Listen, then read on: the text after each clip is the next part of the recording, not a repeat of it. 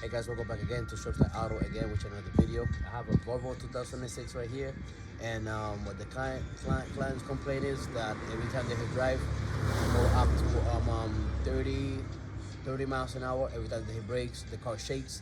So what I'm gonna do is the 12 and 6, and I'm gonna do the what you might call the other one, 3 and 9, to see have any type of wiggle on the wheels. If it doesn't, then I'm gonna come into the check on the rotors and the pads. So I'm gonna pick up the vehicle. As you see, I'm doing it. Let's get started.